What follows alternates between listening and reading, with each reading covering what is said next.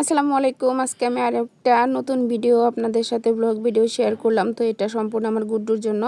আমি কাঁচকলা নিয়ে এসেছি, যেটাকে বলে যে যেটা দিয়ে সবজি রান্না করে খায় সেই কাঁচকলা। তো সেই কাঁচকলাকে আমি সিদ্ধ করছি।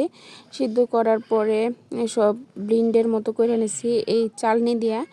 চাইলা নিয়ে তারপর আমার গুড্ডুকে আমি সুজির সাথে মিশিয়ে খাওয়াবো, কারণ দুধ দিয়ে সুজি রান্না করি না, যেহেতু আর পাতলা পায়খানার বমি, এর জন্য আমি ওকে এই সুজির ভিতরে দিয়েই খাওয়াবো।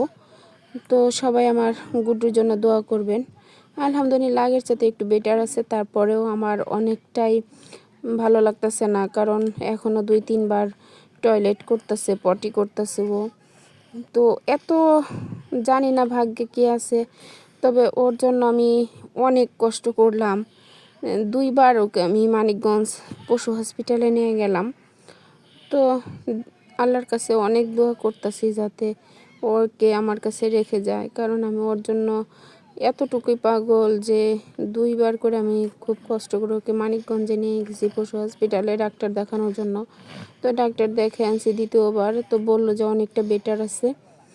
তো আপনারা সবাই দোয়া করবেন আমার গুড্ডুর জন্য, ও যেন তাড়াতাড়ি সুস্থ হয়ে আমাদের মাঝে থাকতে পারে, কারণ ও অসুস্থ বিধায় ওকে আমি একটু আলাদা রাখি একটা কার্টুনের ভিতরে, বড় একটা কার্টুন, তার ভিতরে কম্বল কাঁথা দিয়ে ওইখানে রাখতেছি। কিন্তু একা থেকে অভ্যাস না, একদম ছোট থেকে আমার কাছে, আমার হাজব্যান্ডের কাছে থাকে অভ্যাস, কারণ আমার হাজব্যান্ড ওকে হাতে করে শোয়ায়, এত আদর করে। তো এই যে 3টে মেডিসিন আমি ওকে আমি চালাই যেতেছি, একটা ইমেস্টেট, একটা অ্যামোডিস, আর একটা হচ্ছে সিপ্রোসিন বাথরুমের জন্য। ইমেস্টেটটা দিচ্ছি হচ্ছে বমির জন্য, অ্যামোডিসটাও বাথরুমের জন্য, মানে টয়লেটের জন্য দেওয়া হয়েছে। তো দেখেন আমি এখন কাঁচকলা দিয়ে যে সুজিটা রান্না করছিলাম সেইটা ওকে আমি খাওয়াইতেছি। তো এতটুকু কষ্ট করতেছি, আল্লাহ যেন আমাকে সফল করে, এই দোয়াই করবেন। ওর কিছু হয়ে গেলে মানে মনে হয় এই শোকটা আমি কাটায় উঠতে পারবো না। ওর আমি এতটুকু কেয়ার করি, এতটুকু যত্ন করি।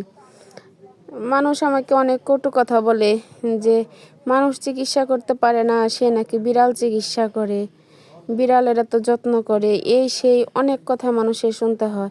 অনেকে বলে বিড়াল না পাইলে একটা মানুষের বাচ্চারে আদর করো, কিন্তু যেটা আমারই, আমি কেন অন্যজনের কাছে হাত পেতে চাইবো। তো দেখেন এটা হচ্ছে আমার মিনির বাচ্চা 2টা, একটা কালো আর ব্রাউন কালার, আর একটা হচ্ছে সাদা কালো, আমার মিঠুর মতো। সে মিঠুটাও মারা গেছে, তো মিঠুর মতো এবার একটা বাবু দিছে। আর একটা তো বাচ্চা মারা গেছে, আপনাদের আমি এইটা তো শেয়ার করে বলছি যে আমার আর একটা মিনির বাচ্চা, একটা বলো হুলা বিড়াল, সে মেরে ফেলছে ওর ঘাড়ের মধ্যে কামড় দিয়ে। তো অনেক কষ্ট হইতেছে একটা মরাতেই, আর গুড্ডুকে নিয়ে তো অনেক ঝড়ি ঝপটা পার করতেছি। তো সবাই আমার গুড্ডুর জন্য দোয়া করবেন, ও যেন তাড়াতাড়ি সুস্থ হয়। এখন আমি অ্যামোডিসটা খাওয়াই দিতেছি, ইমিস্টেটটা খাওয়াইলাম। তো অ্যামোডিসটা খাওয়াই দিয়েছি, কিন্তু ওষুধ খাইতে চায় না। দেখেন হাত দিয়ে ড্রপারটা ধরে রাখছে, ও কোনো মতেই খাইতে চাইতেছে না। এখন দিয়ে দিব হচ্ছে সিপ্রোসিন।